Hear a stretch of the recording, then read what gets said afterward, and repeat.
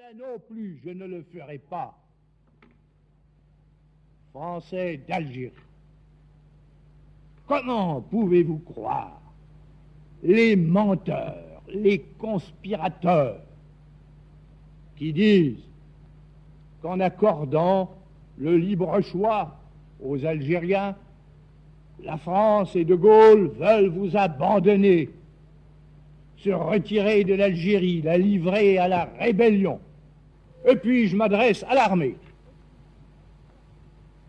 qui, par ses magnifiques efforts, est en train de remporter la victoire en Algérie, mais dont certains éléments tendraient à croire que cette guerre est leur guerre, non pas celle de la France, et qu'ils ont droit à une politique qui ne serait pas celle de la France.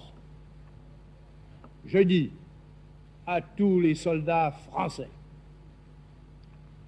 votre mission ne comporte aucune équivoque et aucune interprétation.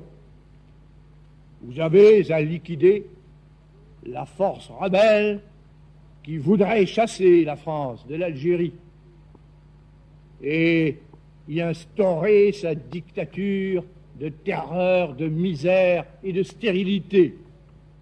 Et quand le moment sera venu de procéder à la consultation, vous aurez à garantir qu'elle soit libre et qu'elle soit sincère. Ceci dit, écoutez-moi bien.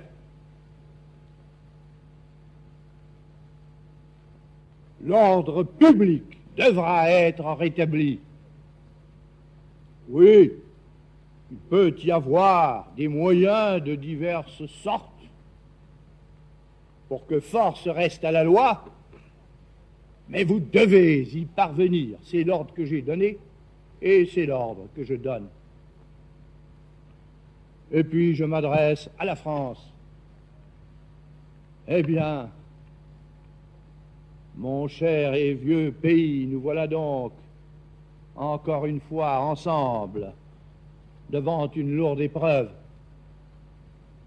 En vertu du mandat que le peuple m'a donné et de la légitimité nationale que j'incarne depuis 20 ans, je demande à tous et à toutes de me soutenir quoi qu'il arrive.